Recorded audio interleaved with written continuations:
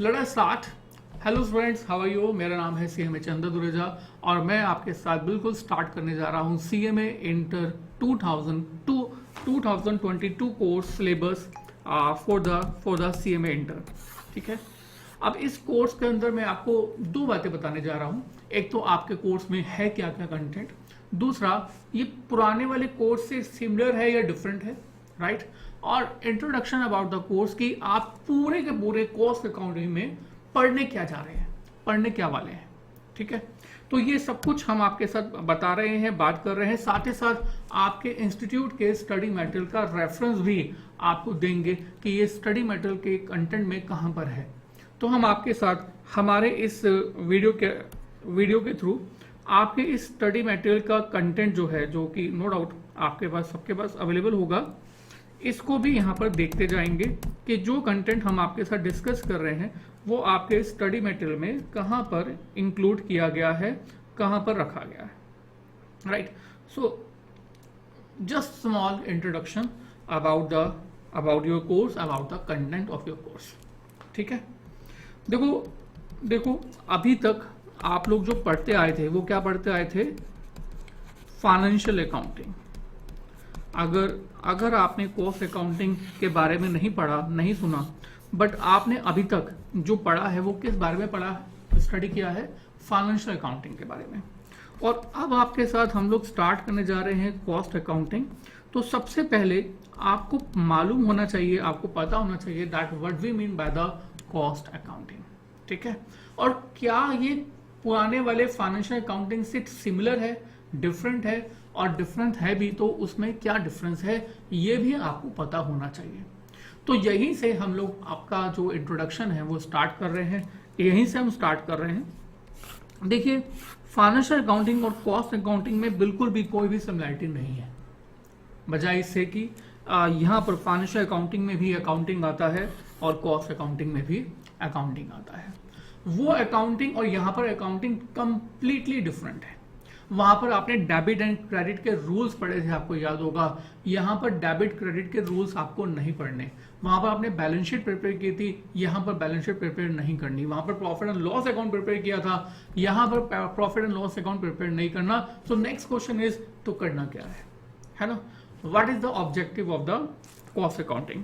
पर उससे पहले मैं आपसे पूछना चाहूंगा कि फाइनेंशियल अकाउंटिंग में वहां पर आपका जो ऑब्जेक्टिव था, पर्पस था, वो क्या था? सो एवरीबडी नोज दैट यहाँ पर अगर हम ऑब्जेक्टिव की बात करें तो वहां पर हमारे फाइनेंशियल अकाउंटिंग में ऑब्जेक्टिव होता था दैट टू फाइंड प्रॉफिट और loss of the organisation, to find the profit और loss of the organisation of a particular time period. वो टाइम पीरियड आपका फाइनेंशियल ईयर होता था। तो हमने वहां पर आपके साथ बात की थी कि ये हमारा ऑब्जेक्टिव था। एक ऑब्जेक्टिव और भी था, to prepare financial position of business. आप financial position of the business भी आइडेंटिफाई करना चाहते थे, और financial position of the business identify करने के लिए क्या प्रिपेयर करते थे? Balance sheet. कि एक पर्टिकुलर डेट पर आपका फाइनेंशियल ईयर अगर खत्म हो गया है तो 31 मार्च 2022-23 जो भी आपका फाइनेंशियल ईयर का क्लोजिंग है, उस डेट पर हमारे उस बिजनेस की क्या क्या असेट्स हैं, क्या क्या लायबिलिटीज हैं, हमारे पास क्या संपत्ति है, हमारी देनदारियां क्या है, ये आइडेंटिफाई करने के लिए हम लोग फाइनेंशियल अकाउंटिंग प्रिपेयर करते थे, राइट? और जो कि जनरली प्रिपेयर किया जाता था at the end of the financial year. कब प्रिपेयर किया जाता था? At the end of the financial year, right? अब आप मेरी बात ध्यान से सुनो। अब आप ध्यान से सुनो मेरी बात कि सपोज करो आप एक नया बिजनेस करते हैं। आप एक नया बिजनेस करते हैं। प्राइम मिनिस्टर साहब भी कहते हैं कि जॉब मत करो, क्या करो? बिजनेस करो। कैसा बिजनेस करो? कहते हैं कोई भी काम करो। काम में वो क्या कहते हैं, मतलब कुछ ना मिले तो क्या करो? चाय का बिजनेस करो, कुछ भी करो। वो कहते हैं कि चाय का बिजनेस करो। एंड आई एम सरप्राइज कि बहुत लोगों ने चाय के बिजनेस भी स्टार्ट किए हैं। आप गूगल पर सर्च करना, MBA चाय वाला, स्टूडेंट चाय वाला, LLB चाय वाला, बहुत बड़े बड़े बिजनेस चाय के नाम से भी डेवलप हो गए। ठीक है, तो अगर आप भी स्टार्ट करोगे बिजनेस तो क्या स्टार्ट करोगे, मैं नहीं बता रहा, ठीक है। तो आपने जो है एक चाय का बिजनेस स्टार्ट कर दिया। अब बिजनेस स्टार्ट कर दिया है तो उस बिजनेस स्टार्ट करने पर आपने उसका नाम लिखा कि टी स्टॉल, राइट। अब ये जो टी स्टॉल है, माई टी स्टॉल से नाम स्टार्ट कर दिया है। तो यहाँ पर आपने बोर्ड लगा दिया, पर बोर्ड कहाँ लगाओगे, आपको क्या चाहिए, एक शॉप चाहिए, एक दुकान चाहिए, कहाँ पर बिजनेस करोगे, यू नीड अ शॉप। जो रिक्वायरमेंट है वो सोचो। अगर आपको बिजनेस करना है तो क्या क्या रिक्वायरमेंट्स हैं। आपको रिक्वायरमेंट है कि आपको एक दुकान चाहिए। अब दुकान ही लेने से काम चल जाएगा, नहीं। यहाँ पर आपको जो है इसमें फर्नीचर भी लगाना होगा। आप अपने पास आपके दुकान में जो कस्टमर आएगा उसको बिठाओगे कहाँ पर, तो you need some furniture also, ठीक है। आपको फर्नीचर चाहिए, फर्नीचर भी लगा दिया। आप फर्नीचर भी लगा दिया, दुकान भी ले ली। अब आपको जो है किचन भी चाहिए, ठीक है।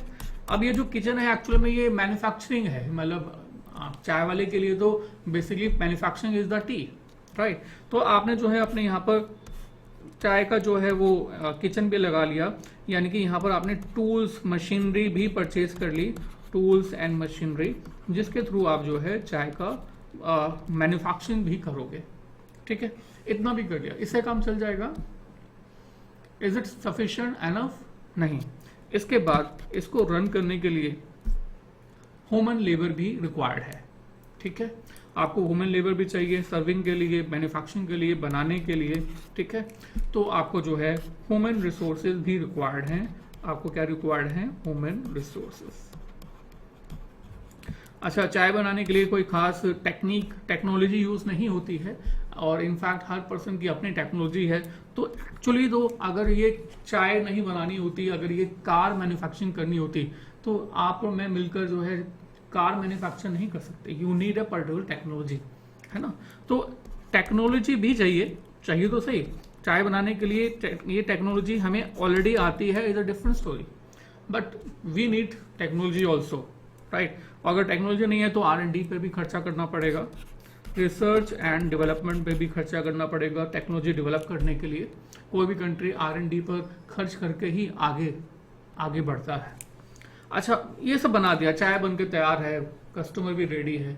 अच्छा, अभी कस्टमर रेडी नहीं है, आपका जो फर्नीचर रेडी है, चाय बन के तैयार है। अब कस्टमर को लाने के लिए भी आपको बहुत कुछ करना पड़ेगा, मेहनत करनी पड़ेगी। तो क्या मेहनत करनी पड़ेगी, आपको यहाँ पर मार्केटिंग करना होगा, खर्चा करना होगा। किसमें, मार्केटिंग से। आपको जो है इश्तिहार लगाना होगा, आपको जो है SMS करना होगा, वो फेसबुक कैंपेन चलाने होंगे, गूगल एडवर्ड चलाना होगा, सो डैट कस्टमर आपकी दुकान पर आए, ठीक है। अब ये सारी चीजें, ये सारे के सारे खर्चे आपको करने होंगे। अब जब खर्चे करने के बाद अब आपकी दुकान पर जब कस्टमर आ जाएगा, सपोज करो आपके दुकान पर जो है कस्टमर आ गया, उसने बोला यार मुझे जो है 1 कप चाय पीनी है, 1 कप चाय के लिए आपके पास आ गया। अब जैसे वो आपके पास चाय पीने के लिए आ गया, तो अब वो सबसे पहले क्या पूछेगा, क्या पूछोगे दुकान पे जाके किसी भी, चाय कितने की है, चाय कितने की है। अब चाय कितने की है ये तो आपने सोचा ही नहीं, क्योंकि अभी तक तो आप सिर्फ और सिर्फ किस बारे में सोचते हो, अभी तक जो अकाउंटिंग आपको आती है वो सिर्फ और सिर्फ कौन सी अकाउंटिंग आती है, आपको अकाउंटिंग आती है एक ही, और जिसको नाम क्या देते हैं हम लोग, दैट इज फाइनेंशियल अकाउंटिंग। अभी तक हमने जो सीखा वो क्या सीखा हुआ है, only financial accounting. Financial accounting means जो कि at the end of the financial year prepare की जाती है, 31 मार्च 2022, 31 मार्च 2023, 31 मार्च 2024। जब तक फाइनेंशियल ईयर कंप्लीट नहीं हो जाता तब तक आप जो है फाइनेंशियल अकाउंटिंग प्रिपेयर नहीं करते, अपनी अकाउंटिंग एक्टिविटी को आगे नहीं बढ़ाते। अब फाइनेंशियल अकाउंटिंग जब 1 साल के बाद की जाएगी,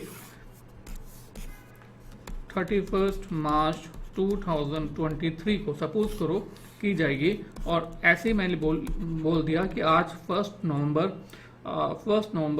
2022 चल रहा है, ठीक है। अब ये पूरे दिन बचे हुए हैं। अब इन दिनों में आपके बहुत सारे खर्चे होने वाले हैं, बहुत सारी एक्टिविटी होने वाली हैं जो कि फाइनेंशियल अकाउंट्स के अंदर प्रिपेयर की जाएंगी, इसमें कोई शक नहीं है। तो वहां पर आपको पता चलेगा कि पूरे साल में कितने खर्चे हैं, क्या आपकी कॉस्ट आने वाली है, क्या कॉस्ट खर्च करके आप ये आइडेंटिफाई कर लोगे कि इतनी नंबर्स ऑफ टी ग्लासेस आपने सेल किए हैं, उसके बेसिस पर आप ये आइडेंटिफाई कर लोगे कि चाय की जो कीमत है वो कितनी है, कॉस्ट क्या है। बट मेरा सवाल है, क्या ये कस्टमर जो 1 नवंबर 2022 या 23 को आया है, सॉरी 2022 को जो आया है कस्टमर, तो क्या ये कस्टमर 31 मार्च 2023 तक वेट करेगा आपके फाइनेंशियल अकाउंटिंग के लिए? नहीं, वेट नहीं करेगा। वो तो इंस्टेंट चाहेगा, वो तो चाहेगा कि भाई ये बताओ चाय कितने की है। आप उसको समझाओ, क्या समझाओ कि सर मेरा ये खर्चा है, मेरा R&D है, मेरी मार्केटिंग है, मेरी टूल्स एंड मशीनरी है, HR है, शॉप का रेंट है, मैंने टेक्नोलॉजी भी एक किसी और कंपनी से ली है, फ्रेंचाइजी ली है, उसको भी मैं खर्चा पे करता हूँ, वाला बहुत सारे खर्चे और करते हो। और उसको समझाओ कि ये सारी जो अकाउंटिंग है, वो अकाउंटिंग जो की जाती है वो 31 मार्च 2023 को की जाती है। हम फाइनेंशियल अकाउंट जो है at the end of the year बनाते हैं। तो आपको चाय की कीमत जो बता देंगे वो 31 मार्च 2023 को बता देंगे, क्योंकि हमारा खर्चा है वो हमें खुद नहीं मालूम, वो तो फाइनेंशियल अकाउंटिंग से पता चलेगा। क्या कस्टमर आपका आपके फाइनेंशियल अकाउंटिंग के कंप्लीट होने तक इंतजार करेगा? बोलो, नहीं करेगा सर। क्यों करेगा? उसको तो आप अपने एक चाय के कप से मतलब है, आपके बला बला खर्चे से मतलब नहीं है। सो मतलब फाइनेंशियल अकाउंटिंग हेल्प नहीं कर रही। तो जहां पर एक दिक्कत आती है, जहां पर आपकी कोई रिक्वायरमेंट होती है, तो वहां पर एक नई चीज का जन्म होता है। और यहाँ पर जो बर्थ हो रहा है वो किस चीज का हो रहा है? That is cost accounting. Cost accounting is accounting of the cost of different products, not at the end of the financial year. At the end of the financial year भी कर सकते हैं, but not only at the end of the financial year.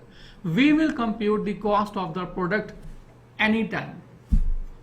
We will compute the cost of the product anytime. कभी भी हम लोग calculate करेंगे, batches के कंप्यूट करेंगे कि हमने अगर सपोज करो हमारा जो एक साथ जो चाय बनाई है, सपोज 100 कप्स की बनाई है, तो 100 कप्स की चाय बनाने के लिए खर्चा कितना है, that we will compute.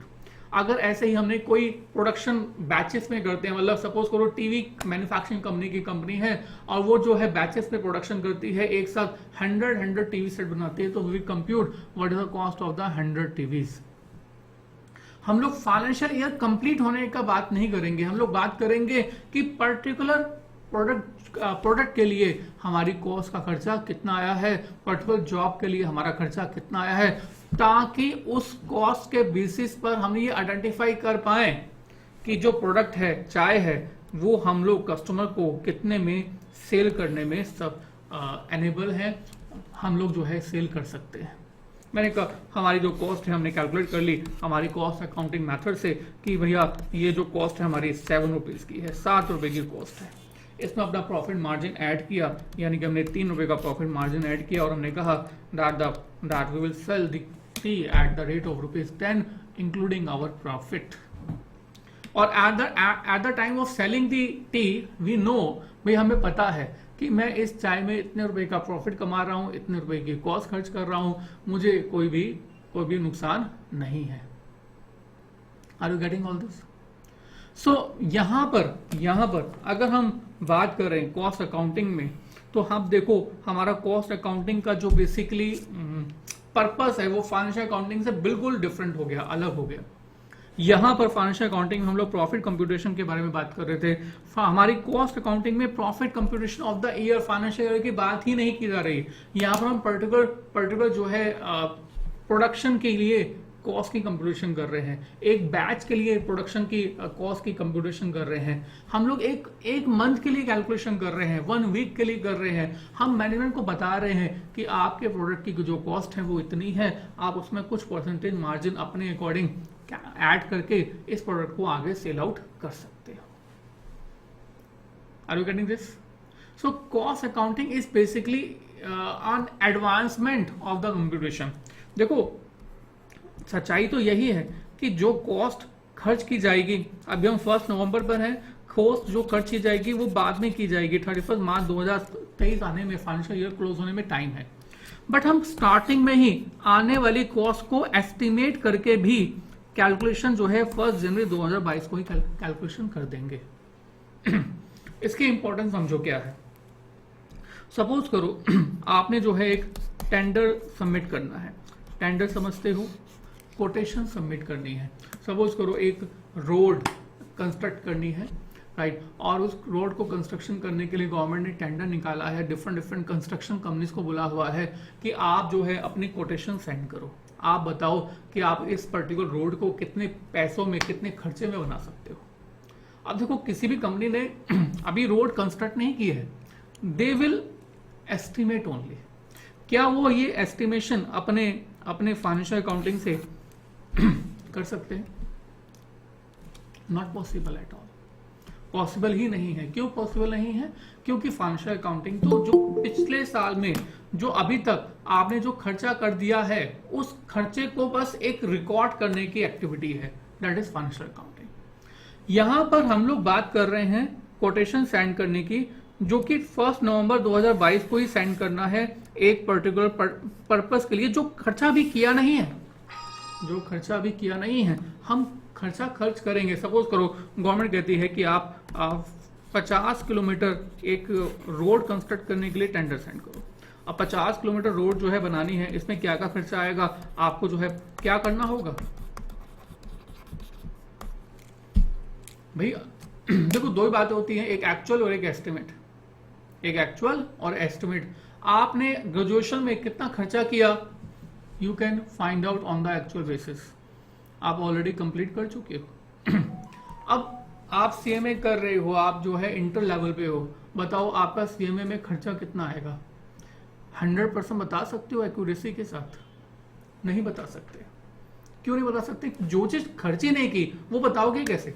But हाँ, उसके लिए आप क्या कर सकते हो? एस्टिमेट। तो in cost accounting we will basically estimate the cost on the basis of different processes, different accounting standards prescribed by the ICAI।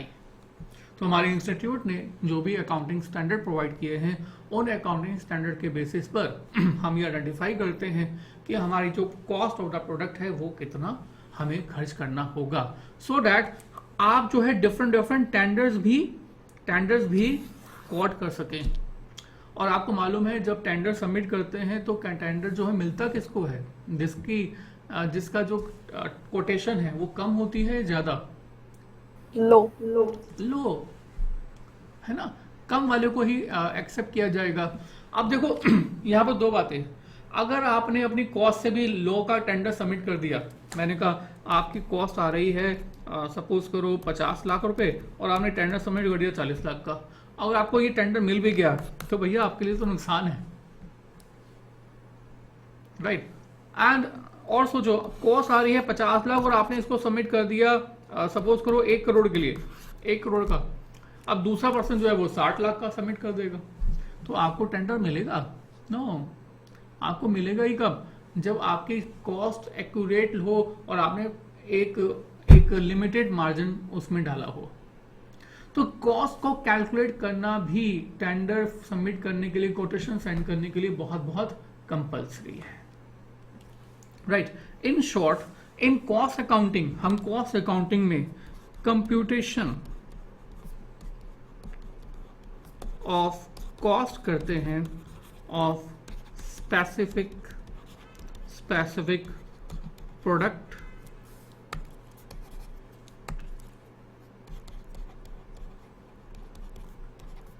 और जॉब और batch for a particular time.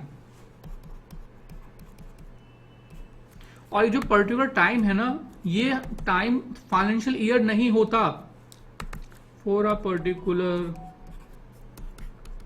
Time, not for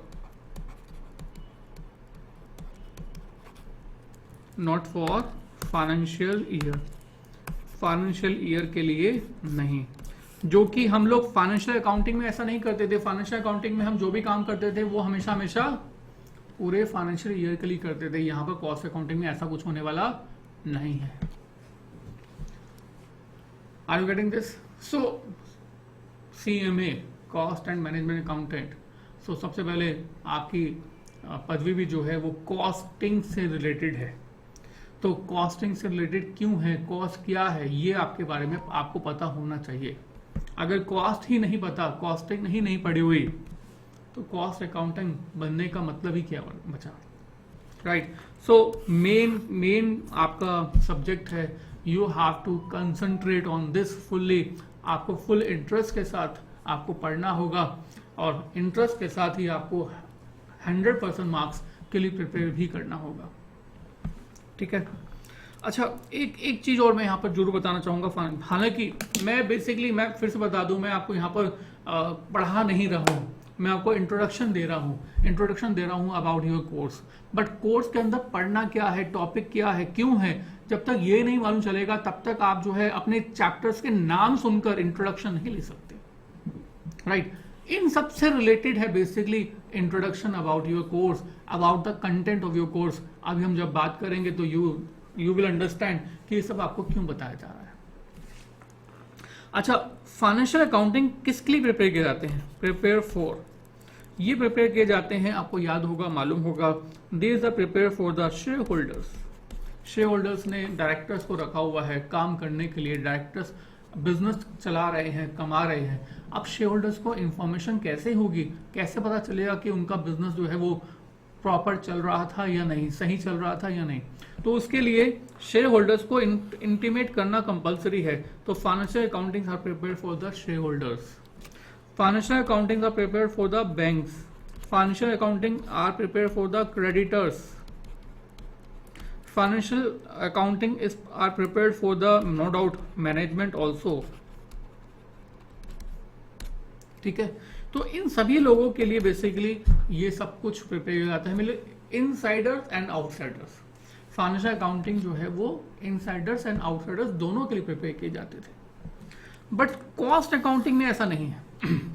देखो, financial accounting famous क्यों है? Just because of this reason, financial accountings are prepared for the insiders as well as for the outsiders, जबकि cost accountings are prepared for the insiders only.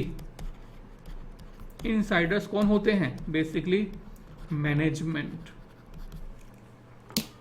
अगर आप market से एक shirt purchase करने गए हो और आपको पता चल जाए कि उसकी कॉस्टिंग 400 रुपए की है और वो दुकानदार 5000 रुपए में बेच रहा है, कभी नहीं खरीद के आओगे। कभी आपको कभी मालूम चला कि आपने जो शर्ट परचेज की है उसकी कॉस्टिंग क्या है? किसने बताया? न्यूज़पेपर वाले ने बताया कभी? क्या कहीं पर आपने उसकी कॉस्ट का कैलकुलेशन कहीं पर देखा?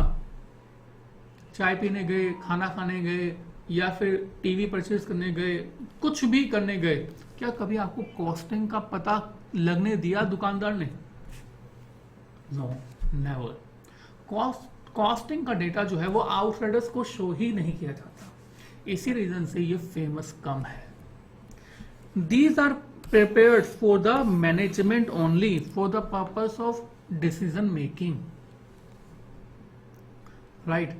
इसी रीजन से फेमस कम है। अदरवाइज इट इज कंप्लीटली मतलब are prepared in the organisations also.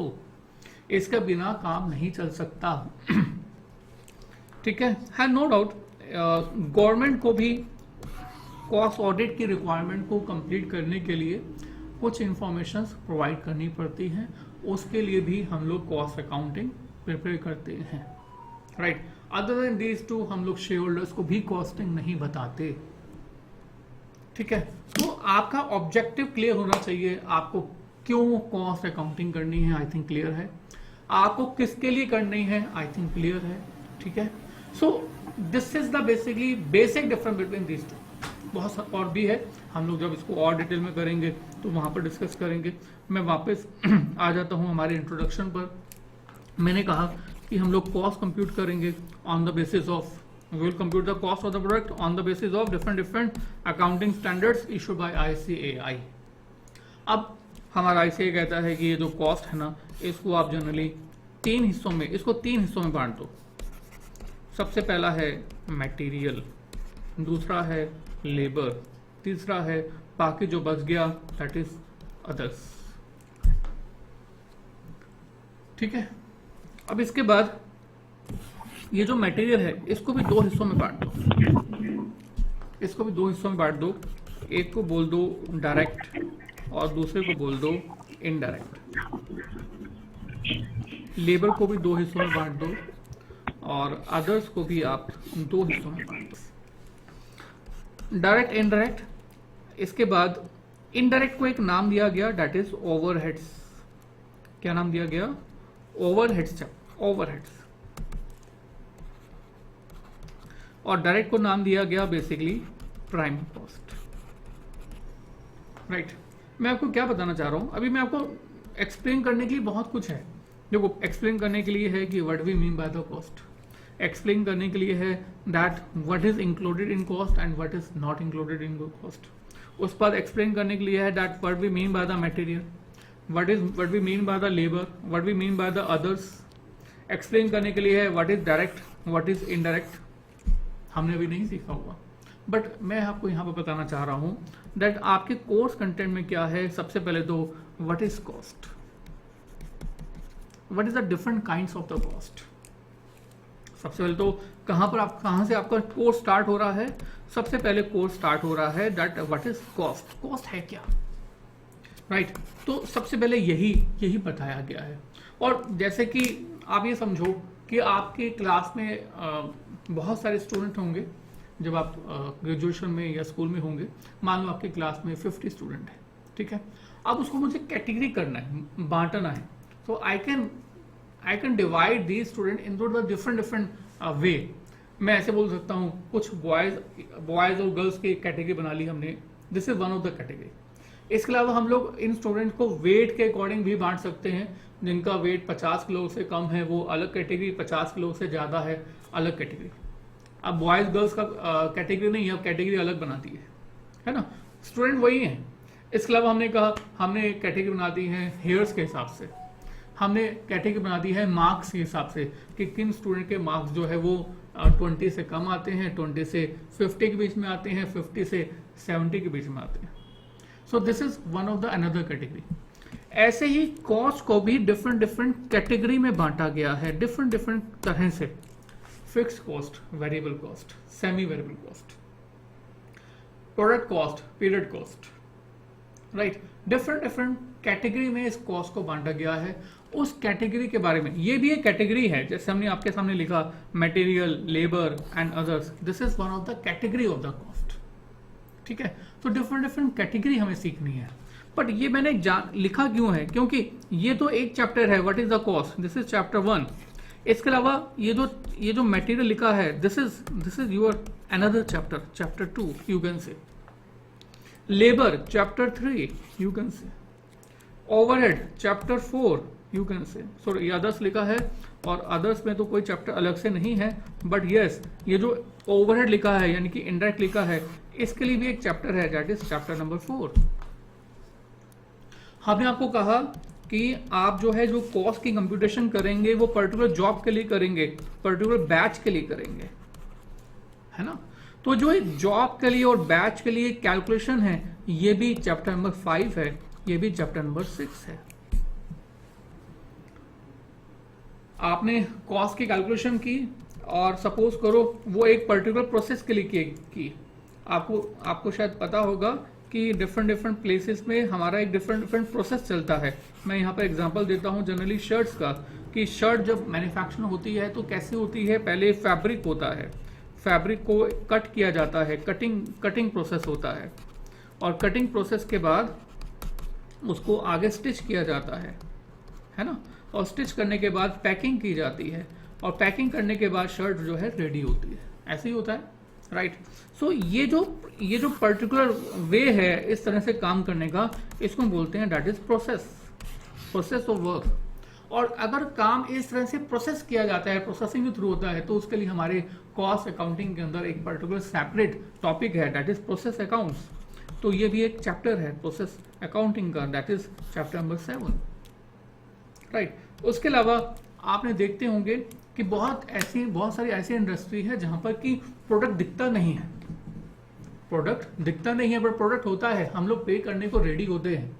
आप थिएटर में जाते हैं, है ना, मूवी देखते हैं, you are ready to pay for the ticket, but ticket जो है, ticket is not your ultimate objective कि टिकट परचेज करनी है। You have to watch the movie actually, है ना। आपको हंसना है, रोना है वहां पर जाके, या वहां पर इमोशनल होना है, या आपको मतलब आपको एंटरटेनमेंट चाहिए, उस एंटरटेनमेंट के लिए आप पे करते हो, तो that is one of the industry.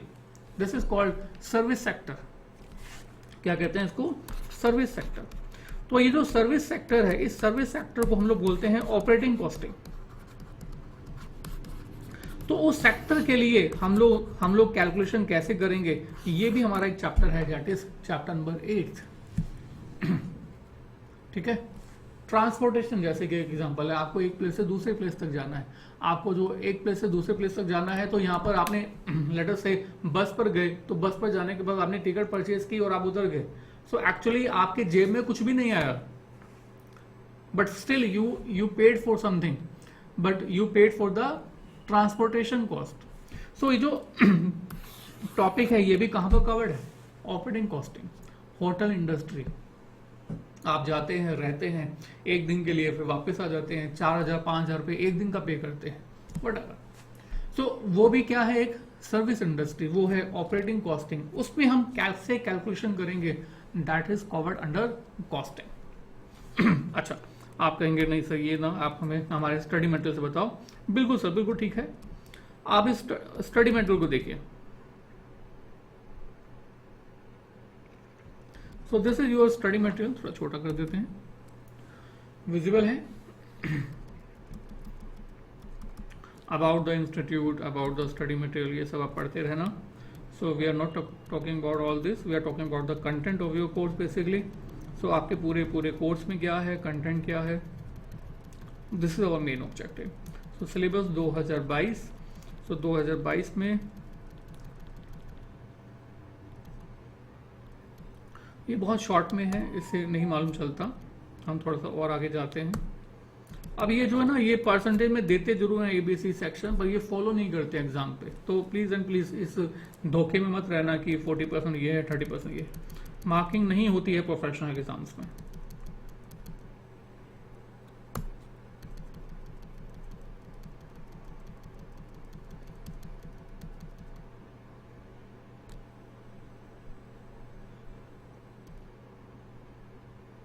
Yes, यहां से स्टार्ट हो रहा है। देखिए सबसे पहले मॉड्यूल 1 बता रहे हैं ये लोग। Module 1 is introduction two of cost accounting. तो यहाँ पर क्या बता रहे हैं? Introduction, important of the cost terms, cost accounting terms क्या है, एलिमेंट ऑफ कॉस्ट क्या है, क्लासिफिकेशन ऑफ कॉस्ट क्या है, preparation of cost sheet and ascertainment of cost. तो यहाँ पर हमने आपके साथ बात की ना कि हम कॉस्ट को इस तरह से क्लासीफाई करते हैं। ठीक है, ये पूरी की पूरी क्लासिफिकेशन एक पूरे के पूरे चैप्टर के थ्रू आपको बताई गई है। ये जो पूरा का पूरा चैप्टर है, ये पूरे के पूरे कंटेंट को एक चैप्टर के थ्रू बताई गई है। That is basically that is the chapter that is cost sheet. तो यू कैन से कि आपके पास आपका जो कोर्स है उसमें एक चैप्टर है दैट इज कॉस्ट शीट। ठीक, इसके बाद cost ascertainment, elements of cost. Element of cost में क्या चीज है? Material cost. मैंने आपको बताया अभी दैट इसमें कॉस्ट को जब हम पार्ट में बाइफिकेट कर रहे हैं, तो सबसे पहला पार्ट क्या है? मटेरियल। मटेरियल को पूरा का पूरा एक चैप्टर दिया गया है। So that is one of the another chapter. Number 2 material cost. इसको हमने मटेरियल कॉस्ट एंड कंट्रोल नाम दिया है हमारी बुक में, राइट। उसके बाद देखो आपके पास एम्प्लॉय कॉस्ट है। एम्प्लॉय कॉस्ट बोल दो या लेबर कॉस्ट बोल दो, बात एक ही होती है। एम्प्लॉय कॉस्ट और लेबर कॉस्ट या human resource, so all are the same things. ठीक है, और इन्होंने बताया हुआ है डायरेक्ट एक्सपेंसेस। डायरेक्ट एक्सपेंसेस मैंने आपको बता दिया था that direct material, direct labour, direct expenses को मिक्स कर दिया गया है। और ये है आपके पास अनदर चैप्टर डायरेक्ट एक्सपेंसेस का। और एक और टॉपिक उन्होंने दिया है that is overheads. That is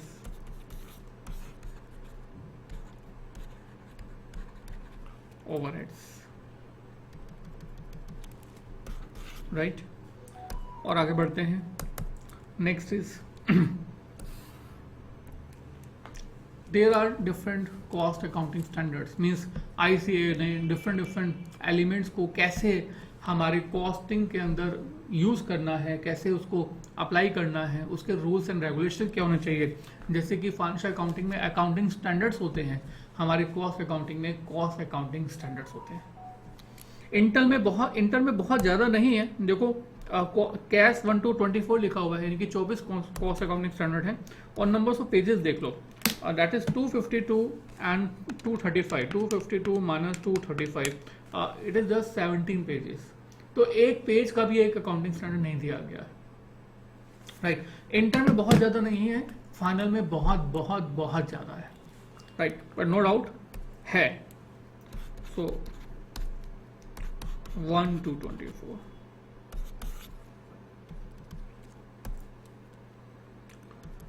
और आगे चलते हैं। देखिए इसके बाद दिया हुआ है cost book keeping, reconciliation of cost and financial profits. ये क्या चीज है? आपको मैंने स्टार्टिंग में बोला फाइनेंशियल अकाउंटिंग और हमारे कॉस्ट अकाउंटिंग का क्या डिफरेंस होता है ना। अब आप जब कॉस्ट अकाउंटिंग के थ्रू जो प्रिपेयर करेंगे कॉस्ट अकाउंट, फाइनेंशियल अकाउंटिंग के थ्रू जो प्रिपेयर करेंगे, उनमें जो प्रॉफिट आइडेंटिफाई होगा, प्रॉफिट जो फाइंड होगा, क्या वो सेम होगा? Obviously not. क्यों नहीं? क्योंकि आपने कॉस्ट अकाउंटिंग में कॉस्ट अकाउंटिंग स्टैंडर्ड यूज किए हैं, फाइनेंशियल अकाउंटिंग में फाइनेंशियल अकाउंटिंग के अपने रूल्स यूज किए हुए हैं। दोनों का प्रॉफिट सेम नहीं हो सकता। किस रीजन से ये प्रॉफिट सेम नहीं है, वो रीजन हम आइडेंटिफाई करेंगे हमारे एक डिफरेंट चैप्टर में, that is reconciliation chapter.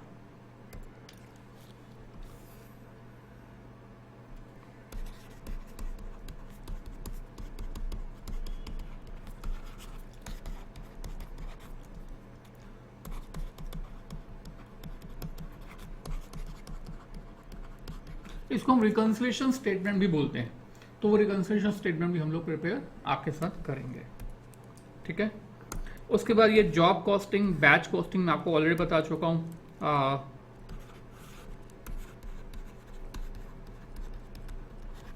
Job costing अलग से स्टडी है, बैच कॉस्टिंग अलग से स्टडी है, राइट। और प्रोसेस कॉस्टिंग में आपको एग्जांपल दिया था, मतलब क्या है, पर्टिकुलर सीक्वेंस में जो काम होता है, दैट इज प्रोसेस कॉस्टिंग।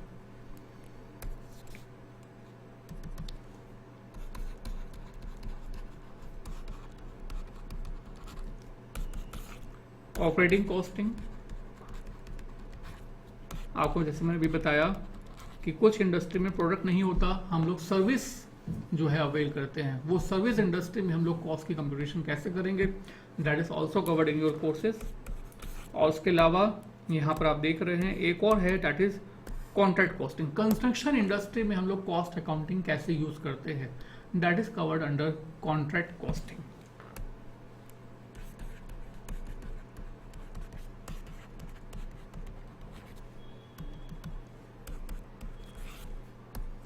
ठीक है, और ये तो हो गई कॉस्टिंग, ठीक है।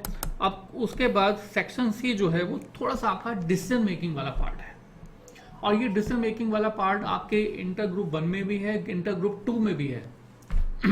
इंटर ग्रुप 2 में थोड़ा सा एक्सटेंडेड फॉर्मेट में है, इंटर ग्रुप 1 में थोड़ा सा कम है। इंटर ग्रुप 1 में क्या है, that is marginal costing, standard costing and budgetary cost and control. तो ये 3 चैप्टर दिए हुए हैं। अच्छा, इन 3 चैप्टर में मार्जिनल कॉस्टिंग एक लिमिटेड फॉर्मेट में है, डिसीजन मेकिंग भी एक लिमिटेड फॉर्मेट में है।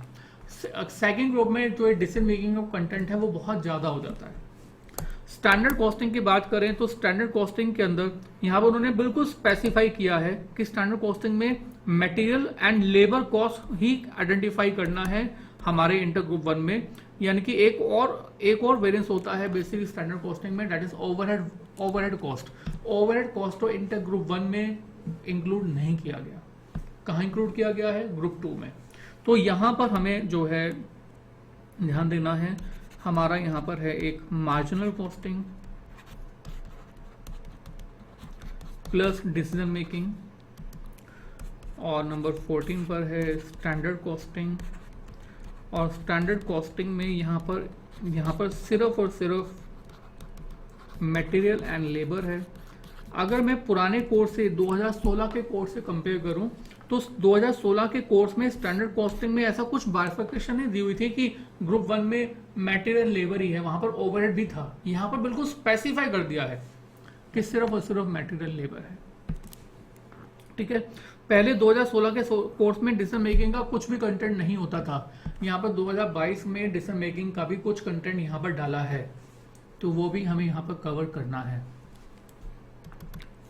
और 15 number that is budget, cost and control. Budget कैसे बनाते हैं, that is budget and budgetary control, what ever you से।